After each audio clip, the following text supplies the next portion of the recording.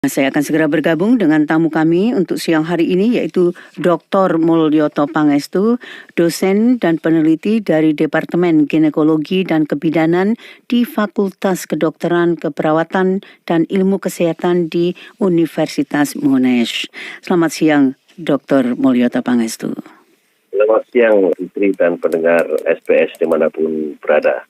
Terima kasih Bapak ini atas waktunya. Nah Bapak, secara ringkas kalau kita lihat situasi COVID-19 ini sampai dengan saat ini itu sekitar 4 juta orang itu telah meninggal karena virus corona. Nah, baru saja saya membacakan warta berita dari Indonesia juga bahwa Indonesia itu juga meningkat itu Bapak, karena besaran dari kasus COVID-19 ini malah melonjak 92% sejak 4 pekan terakhir itu. Ya. Jadi apakah semuanya itu dikarenakan karena adanya mutasi dari atau varian-varian baru dari COVID-19 itu atau bagaimana itu Bapak? Mungkin agak apa istilahnya ya? Bisa iya, bisa tidak. Saya katakan bisa tidak karena mungkin masih ada yang lama dan kebetulan masuk varian baru yang varian Delta. Nah ini yang cukup mengejutkan gitu ya. Mengejutkan dan mengagetkan kita semua karena model penularannya sangat berbeda dengan varian yang pertama kali muncul. Yang pertama kali muncul kita perlu berinteraksi paling tidak selama 15 atau 20 menit ya dengan penderita. Jangan yang baru ini cukup dengan berpapasan saja sudah bisa menular. Nah ini yang cukup mengagetkan dan mungkin ini juga yang mengakibatkan tingkat penyebarannya menjadi sangat cepat. Kalau tidak salah tingkat penyebarannya seperti Bapak sebutkan tadi bahwa berpapasan saja sudah dapat tertular, itu jadi berarti 1 atau 3 kali lipat daripada varian yang lain itu. Nah, dengan demikian Bapak, apa yang perlu kita lakukan jika demikian? Sebenarnya kita tetap harus melaksanakan protokol kesehatan lah kalau di Indonesia, tetap menggunakan masker, mencuci tangan dan sebagainya dan menghindari kerumunan ya. Jadi kalau kita lihat kemarin ketika varian India masuk di kota Melbourne, primary exposure site itu tidak sekedar daerah tertutup, tetapi termasuk Flagstaff Garden juga termasuk. Padahal Flagstaff Garden itu daerah terbuka gitu ya. Jadi ini kita bisa membayangkan bahwa daerah yang terbuka seperti itu bisa terjadi penularan. Bagaimana saatnya mereka berada di tempat tertutup yang confined gitu ya, misalnya dalam supermarket atau dalam kendaraan umum dan sebagainya. Nah ini yang, sehingga sampai saat ini ya penggunaan masker saya rasa masih cukup relevan ya untuk melindungi kita yang sehat dan kalaupun ada yang tertular tapi tanpa gejala, mengurangi, memperkecil kemungkinan untuk menularkan ke orang lain. Bapak, akhir-akhir ini berita dari vaksinasi, situasi vaksinasi ini kan ada 2 hal ini yang perlu kita perhatikan. Satu, seolah-olah ya Bapak, ini saya belum mendapatkan data resmi itu, tapi seolah-olah itu ada keengganan atau keraguan di antara masyarakat itu, anggota masyarakat. Dan kedua, memang juga penyaluran daripada vaksin itu sendiri. Apakah betul itu Bapak?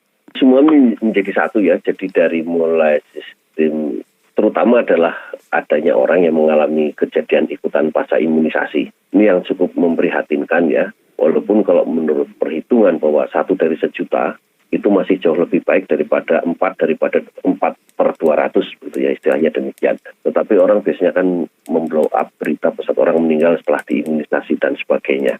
Nah ini yang sebetulnya membuat kita aware dan tidak aware ya. Dalam artian begini, membuat kita aware, aware-nya karena kita menjadi takut diimunisasi, menjadi tidak aware-nya kita tidak peduli dengan adanya pandemik yang ada di luar kita.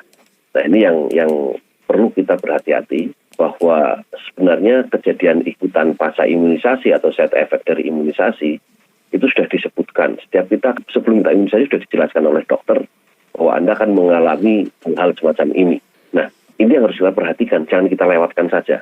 Jadi seandainya yang ada kemungkinan misalnya blood clot, sudah ada tanda-tandanya demikian, ketika kita mengetahui, ini rasanya seperti blood clot, misalnya ya, rasa dingin, kemudian sakit kepala dan sebagainya, maka segera ke rumah sakit dan itu akan bisa tertangani dan obatnya sudah ada untuk menangani kejadian ikutan pasca imunisasi itu. Nah, tentu orang tidak melihat ke arah itu, tetapi lebih ke paniknya dulu. Gitu. Bapak, namun demikian, bagaimana ini selalu saya tanyakan. Walaupun sebelum ada keraguan pun saya juga selalu bertanya itu bahwa bagaimana meyakinkan itu. Masalahnya kan di situ. Karena kalau dalam waktu weekend saja saya ketemu dengan seseorang dan itu mereka mengatakan setelah selesai pembicaraan basa-basi, oh how are you dan sebagainya, itu terus mereka mengatakan saya tidak akan mau divaksinasi. Nah, berarti fenomena ini bukan kecil begitu loh Bapak. Memang disinilah peran mediator seperti media ya, mass media, kemudian apapun lah yang bisa sampai ke masyarakat untuk memberitahukan apa vaksinasi, apa risikonya kalau sudah divaksin, apa risikonya kalau tidak divaksin, dan disampaikan dengan cara yang mudah. Misalnya orang sekarang hanya melihat risiko kalau tidak divaksin kena COVID dan sebagainya dan sebagainya dan sebagainya. Sedangkan orang yang tahu ada berita orang habis divaksin meninggal. Nah, ini jadi perlu ada mungkin dari pemerintah juga perlu menjelaskan apakah itu blood clot, apakah itu demam, katakanlah yang paling ringan demam gitu ya. Demam, bahkan ada yang kalau cerita yang kejadian setelah imunisasi, ada teman saya yang sampai 2 hari tidak bisa bangun karena lemes. Ada yang sampai 2 minggu badannya meriang. Ada yang ini, ada yang ini. Nah, sebenarnya sayangnya informasi ini hanya diberikan ketika orang sudah datang ke ruang vaksinasi, akan vaksinasi. Akan lebih baik kalau seandainya di masyarakat juga dijelaskan, ini loh side effect-nya, dan ini penanganannya kalau Anda mengalami hal ini. Sehingga ketika mereka sudah datang ke tempat vaksinasi, mereka sudah mantap, dan ketika dijelaskan, mereka tidak terus menjadi ragu-ragu. Bapak, itu berarti sekali lagi, memang kebetulan mereka-mereka yang sempat mengatakan kepada saya itu mereka berlatar belakang, walaupun bahasa Inggrisnya bagus, tapi berlatar belakang bukan orang yang lahir di Australia, begitu. Jadi ini walaupun sampelnya itu sedikit, tapi menunjukkan kepada saya seolah ini penyuluhan atau informasi ke akar rumput itu belum betul-betul menembus dengan baik, begitu. Ya, betul. Nah, ini yang memang perlu kita pikirkan bersama ya. Sayangnya pemerintah Australia maupun pemerintah negara dimanapun juga hanya menyebutkan daftar kejadian ikutan pasca imunisasi atau side effect post immunization.